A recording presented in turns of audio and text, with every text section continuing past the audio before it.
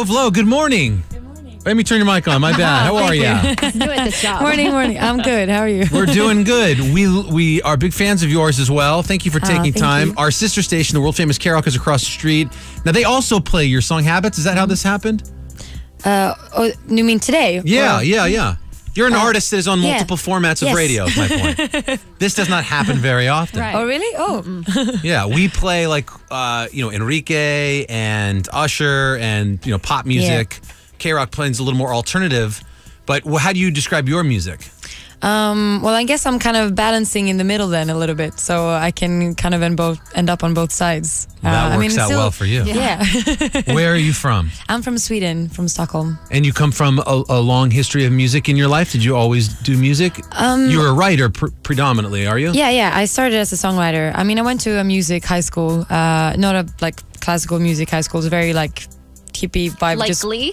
Sorry? Like Glee, the TV show? No, not at Sweden? all like that, no. It was very much, we got put into just bands from day one and just played a bunch of pop rock songs every day, and the teachers were more like, yeah, you can skip this class because you guys need to rehearse. It was very much They promote a lot of music in Sweden? Yeah, I mean, it's a very great space to start early with your music, so... I did, yeah. And then when did you come here to the States? Well, I did come here for some songwriting 2 years ago, and then this past year has just only been for my artist stuff. So and what happened? I mean, you came out here to songwrite, and then how does it switch over in just a? I mean, what occurs? That you say, I'm just going to be an artist. I'm just going to sip, yeah. I'm just going to sing these songs. Well, it started kind of me having these songs that I'd written that were too personal. I didn't want to give them away to, kind of annoying my publishers and stuff. These are great songs. We need to do something with them. I'm like, no, because they're mine. And then I just started releasing them on my own without a label in Sweden. And then when I released Habits over there on my own, people started to catch on.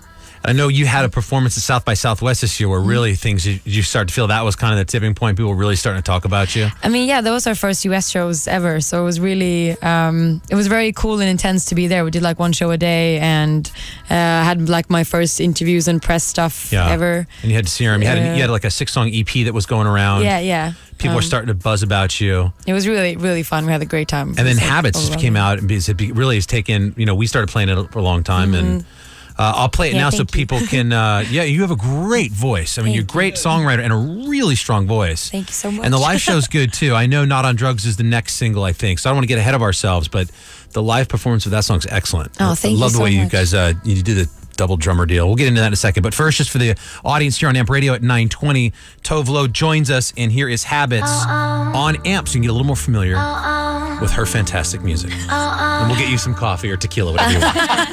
Carson Daly. Tove joins us live on AMP Radio. That's her song Habits at 9:23. It's Carson Daly. You said you write, really it's personal, that you held on to the songs. Is that one of them?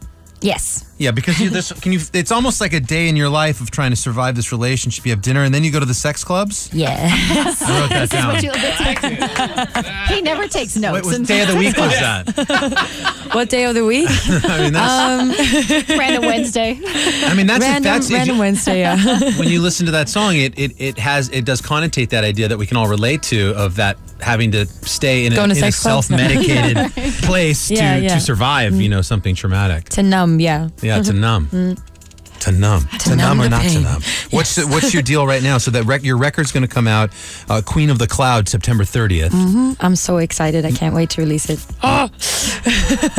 Your stuff doesn't sound the same. Some stuff sounds a little bit more produced and some stuff sounds more live and more instrumental, and even Not on Drugs doesn't sound a lot like Habits. What does the record sound like? You mean the actual recording of it? Yeah. Yeah. Well, to me, it's most of it's produced by the same guys. So I feel, for me, I think they have, they're similar at least in the production. There's a continuity in the production. Yeah, to the whole exactly. thing. Yeah, but then I think it depends a lot on where I've recorded the vocals, because I usually want to use the demo vocals. So it can be that it's different studios. Sometimes some songs on the album is going to be there's one that's called The Way That I Am, that's on Queen of the Clouds, where it's just one take that I did at 3 a.m, and that's the vocal that's on there that I don't want to change or add anything to. So sometimes that's what makes them sound a bit more live or more produced. It's, right. You know, who do you like? Whose career do you see? Who have you been a fan of and go, wow, that's somebody I really look up to? Well, Lorde is one, which is weird when she's like 10 years younger than me, but I really look up to her. She's 80 years younger than me, so shut up. No, I think she's amazing. I think what she's done is just really cool. The way that she's, the way she writes, and just how cool she is. I love her music. And is it me, or is there just a great crop of young female artists that are just on them? I'm not just saying that because we had Kaisa in earlier, but there feels like her too, for example, of quality too. That you're writing, you're coming from a very personal space. It's very vulnerable music. It's utilizing what's popular now with a lot of sort of the dance and electronic stuff, but also staying true to you're on AMP Radio. You could be. We played you after Enrique. I mean, it's a good time for that kind of music as well. Yeah, I mean, I think. I just feel like also like where I'm from, there's a lot of bands that I know that, you know, there are a lot of girls mostly that do write themselves. A lot of them produce themselves. It's just, I think, more of like, even if you're in pop and you're a girl, there is this idea of like, oh, you're being a product, you're being controlled, like the label is shaping you. I think there's just all these girls are like, you know what, I'm gonna be controlled, so I'm gonna write the songs and here's my stuff, and it's just, I don't know, there's that kind of I know it's just a lot of that coming up now. I don't know why, but there's awesome, well, it could be a backlash to the last wave of your pop star list. of your pop stars. Right. Yeah, exactly. Of your Katy Perry's, and it's not a knock, but it's just a legitimate backlash to that. It's cool. It's part of the evolution of music. Good for you. Congratulations on everything. Thank you so much. Looking forward to hearing your record. Queen of the Cloud comes out September 30th. I know you're going to be in Vegas this weekend. Sayers Club at the SLS. Yes. That's on Thursday. Come to Vegas. Yeah. Back here in LA, West Hollywood Sunset Strip Music Fest on September 21st. Are you still writing for other people, or is that over? You still have a publishing deal where you can... Yeah, I love to do that. So I mean, now it's just more of there's a lack of time. I don't have time for it, but whenever I do, I will keep doing it. Yeah. Tove, thank you for swinging by AMP Radio. All the best to you. Thanks for having me.